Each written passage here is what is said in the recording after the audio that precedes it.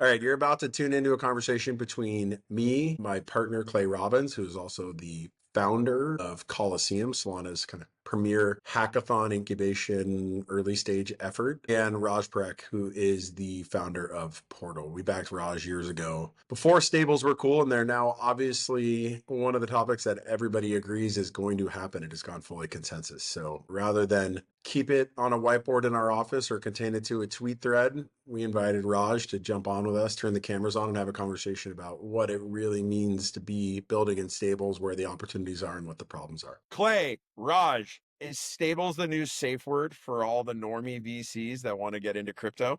Yes. Go. 100%. 100%.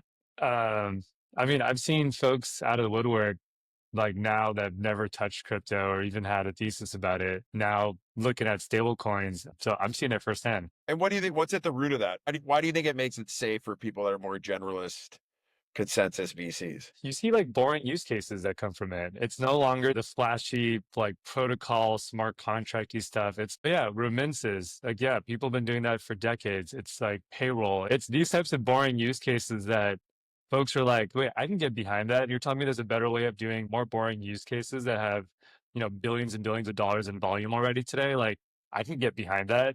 That's much easier to sell to a skeptic managing partner who's been burned on a crypto token deal before. It's much easier to be like, oh yeah, this company is just processing payments, but they happen to use this thing called stablecoins that also run on blockchains. That's like a much cleaner way to go to your LP or to your managing partner and during IC as well. Clay, Yeah. what do you think they think stables means? Well, before we even get into what it actually is, what do you think people think stables means when they get interested? I think that it's American dynamism adjacent in one abstract, which is like, stable coins are a national security technology. In order to maintain dollar hegemony, you need the progression of fintech and the US dollar into the internet era. I think that's probably the story that many folks tell themselves. I think that, longer term look, But like, what do they think stables means? Like, you know what I mean? Like, what do they think stables actually are? Like, I don't know. You get a lot of these calls and a lot of inbound interest about it. Like, how are they defining stables to themselves? tokenized dollars on a blockchain. Are we willing to run with that? If we're going to go and like print a definition for everyone to understand between the two of you, is that the definition of a stable coin? Dollar denominated? Or fiat on the currencies. blockchain. Yeah, fiat currencies on a blockchain. Totally. As people that are super crypto native, obviously Raj coming from a ton of time at Visa, Clay hanging out at Square and other places in crypto before hanging out with us. Like, why are you guys or more excited about the normies and the consensus people that are getting into it? I'm most excited about it because it was the original use case that got me into crypto. I was building payments products at Square with 1970s era technology and trying to push it over file transfer protocols that like fundamentally were broken relative to, what was possible with Bitcoin back at the time. And stables are kind of the final iteration of that, at least in the dollar denominated world context. And so like that to me is most exciting. I think as well too, crypto has been kind of stuck in this stage where like holding Bitcoin has been a thesis to maintain stores of value globally in emerging markets. And that's been like a nice story that Bitcoin maximalists have told themselves for years and years. But the reality is it's too volatile for like day-to-day transactions. And the fact of the matter is that the world wants to hold stable coins.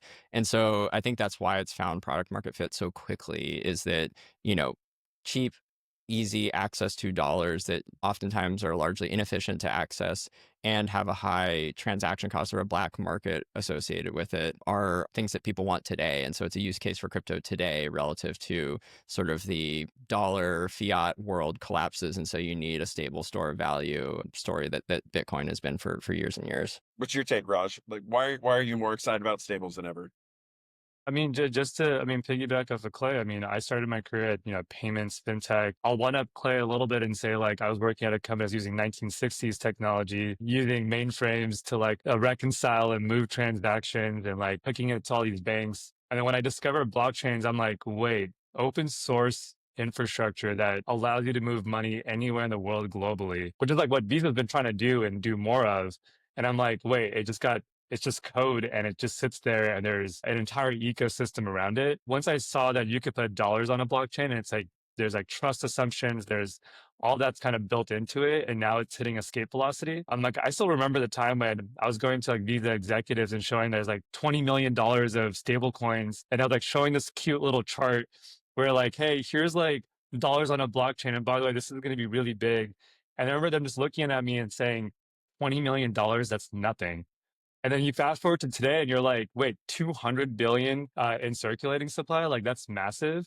And that's just in the last 5 years. I don't think we've ever seen over the last decade or so a technical primitive that's moved that fast in the payment space. There's a reason why Clay and I were working with 1970s and 1960s tech for as long as we did. It's because like the infrastructure finally evolved in the last like 5 to 7 years or so. So Clay knows this is like my favorite, and Raj probably does too. Unpack the value proposition. You know, it's super fun. It makes sense. Stables exist. We can move things with less people in the middle. Like theoretically, I think everyone, this is like Will's classic, I'm going to be a crypto skeptic. Like theoretically, everybody understands, get rid of the capture between two parties and let them operate, right? But like, in reality, what's the value of that? Is it just that remittances are cheaper? You know what I mean? Is the actual value prop we're all talking about narrowing 100 basis points spread on transfers? Or is it more than that? Like, how do you guys think about both the cool use cases or the pervasive use cases, but also then like when they're used that way, like how much they can screw at the economics of the current system? Your question actually brings me back to like talking to a Visa treasurer back in the day where he was like, what's stablecoins? And like, why should I care about this? I have a $1 billion portfolio of like Forex and, you know, hedging, and I'm sending wires every single day. Like, why does this matter to me? And it was like, I think the things that I boiled it down to wasn't like pitching the flashy technology about blockchains, where I was like, hey, first, like instead of T+3 or T+4, or whatever your, you know, your time period is, we can do T+seconds in terms of transfers. And so that first unlock was like, oh wait, the opportunity cost of money just being stuck in transit that I can't do anything with as a treasurer is like annoying. That first problem solved. Second is you're basically restricted bank schedule and the bank hours. So you have 9 to 5, you know, during the workday. Weekends and nights are basically obsolete at this point, unless you do some like fancy ledgering. And so the other value prop was like, by the way, you can now send money nights and weekends.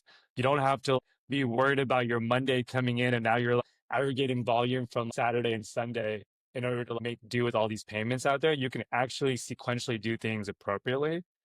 And I think the last part is the programmability around it. There's a lot of built-in rules and policies that you can build into stablecoins that allows you to do a lot more dynamic things, whether it's like, hey, I want to do if plus then, you know, rules of how transactions are completed. I think what I found is that not necessarily pitching the technology, but like the value prop, it's once you're able to, I think, frame it that way, it's pretty clear for a treasurer at Visa who's historically been dealing with the existing bank system for a while. Are you talking about making his life like a little more profitable or like dramatically more profitable? I mean, man, T+2, just having like billions of dollars stuck for like 2 days in transit, that's like huge. I mean, these guys are constantly hedging currencies, like there's arbitrage opportunities. That's an additional revenue opportunity right there. And today, Visa specifically has like a really clunky process of settling once a day. And that's really annoying.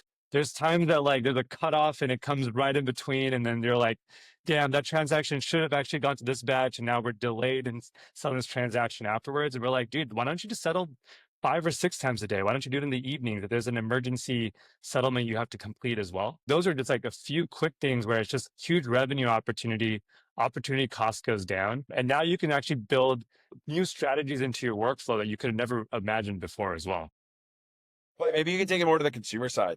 I think that's like a really good corporate use case. Like, what about on everyday people's lives? How does Stables show up I in there mean, and if you create want to value bring for it them? back to American dynamism and Main Street America, we had this product at Square with Cash App originally, and then it rolled into the small business side of merchant processing, which was called instant deposits. So to Raj's point, like T plus settlement is important for treasurers of big, large corporations, but for individuals that are trying to, you know, manage their day-to-day lives where like they need to buy ice for, you know, the iced coffee, you know, run that they're doing as a coffee shop, right? Like having access to those card processing receivables is extremely important.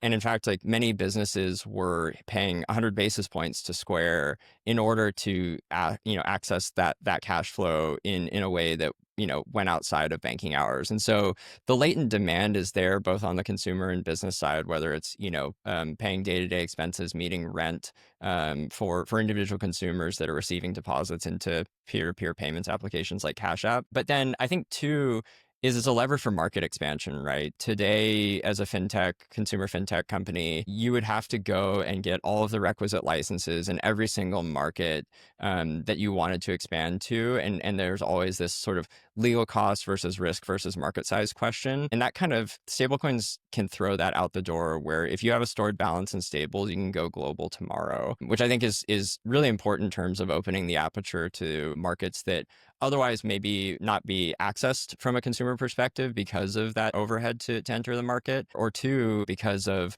the local regulations. Businesses aren't willing to, endure the cost to expand there. So I think it opens up a broader set of financial services that could go global much, much sooner. I mean, I even think about it as like, to Clay's point, like if I was a user outside of the US and I just wanted access to dollars like a couple of decades ago, I have to go to my local bank branch and I would hope and pray that they would give me a US dollar denominated bank account. And today with stables, like you don't have to do that. You don't have to be the elite or like some wealthy individual within like a long tail market. You can go to your local exchange or fintech and get access to dollars fairly quickly. And this is why when you see trading volume outside the US, it's all like 40 to 80% of it is all based on dollars. And it's like USDC, USDT, or that, in addition to trade settlement, it is like consumers just wanting to buy and hold dollars because stable coins have become the easiest way to export dollars out of outside the US. Yeah, I've got one more thing that is in the consumer bucket, but it's funny how these like terms get coined and then go consensus in Silicon Valley. And I think the one related to stablecoins is stablecoin orchestration, which I kind of define as managed payments 2.0.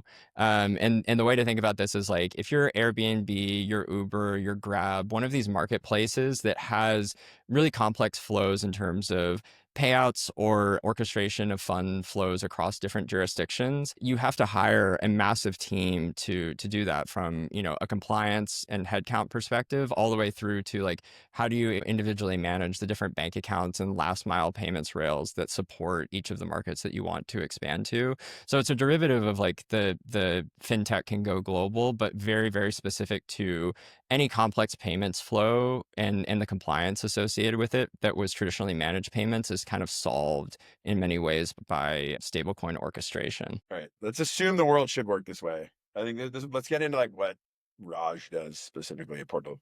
All right. You sold me the world should logically work this way. Like it doesn't. You know what I mean? Like I'm not getting, my B of A account doesn't have stables in it. It's barely touching the life. So like, how do you build the bridge from here to like a pretty logical future? Yeah. And there's, I think in the stablecoin world, there's like 3 specific, I think, entities or, products or services that are required. You have one, the stablecoin issuer. You have to have someone that's able to tokenize these assets, bring these dollars on a blockchain, manage the reserves, work with the banks. Is that just a commodity now? I mean, obviously, like, is that just like a solved problem? Like if the 3 of us wanted to set up shop tomorrow and be like, hey, we're doing a stable with our own savings, is that like a solved problem? Totally. I mean, it's pretty clear. Moat is licensing, right? You get your licenses. Got it. So you need a license. Okay. You do need MTLs, although there are like, decentralized ways of issuing tokens, and there's like, decentralized ways of managing reserves. We're kind of keep that a scope. If we wanted to do that tomorrow, we could probably set that up. Okay.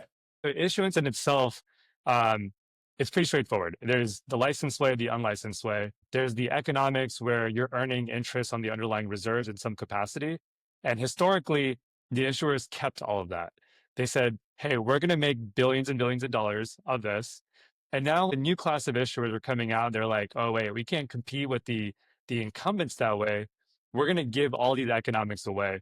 And so I think the way I heard this, heard it described before is that before you have this pyramid where like the issuers were the bottom and like this big tranche, we're now seeing that pyramid flip where they're almost forced to give away all their economics away in order to like enable activation energy and network effects around their new stable coins. Otherwise, what this is going to cause is more downward pressure to the existing issuers who are like, hey, I can't, no one's going to take me seriously anymore if they're not earning the economics.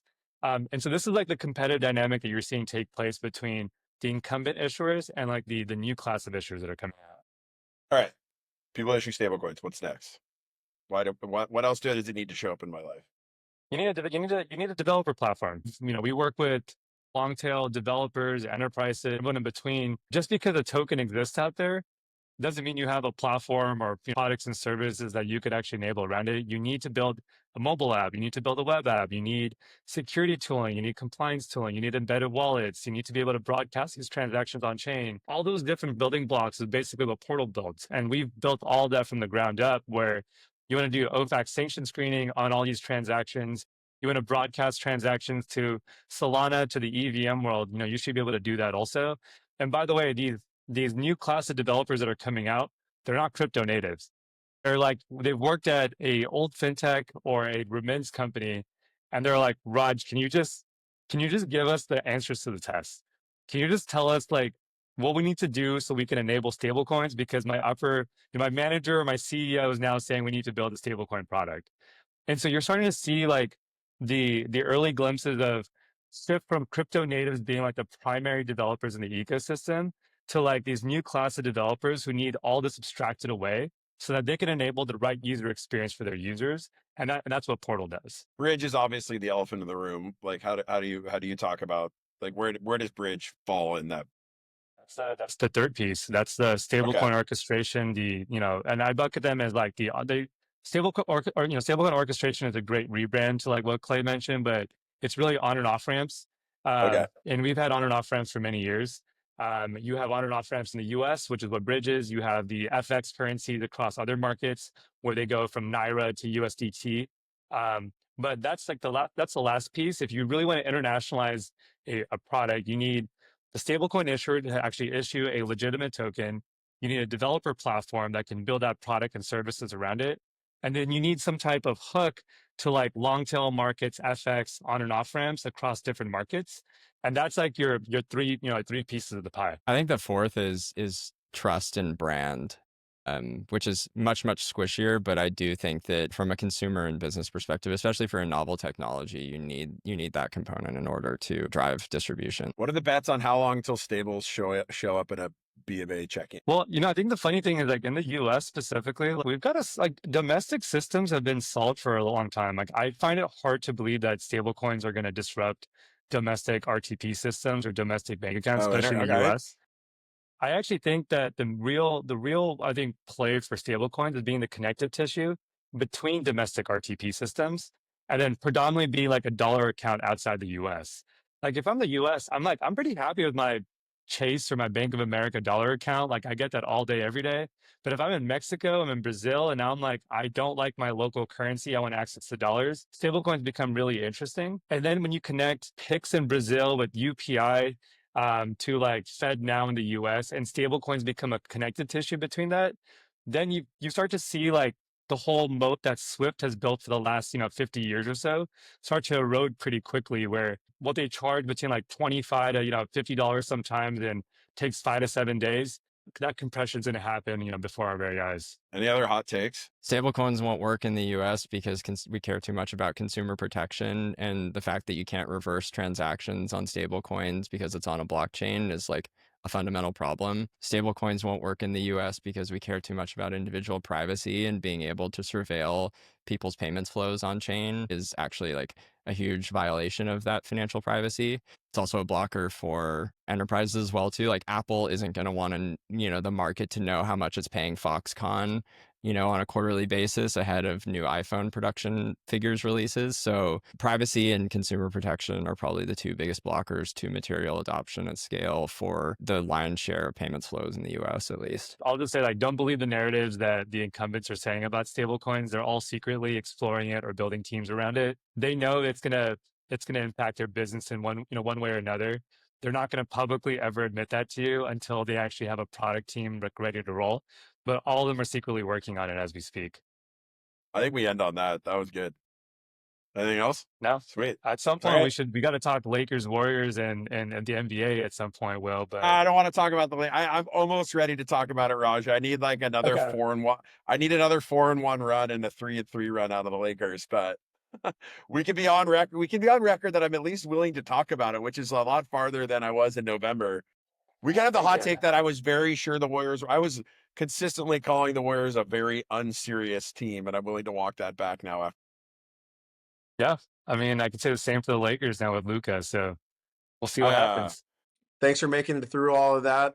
As always, smash the subscribe button. I think that's what everybody says. And more importantly, let us know if you don't agree. We always love being disagreed with. You can follow me on Twitter at WQuist, Quist, or follow Slow. They retweet most of everything all of us say anyway. So at SLOW. And we'll see you next time.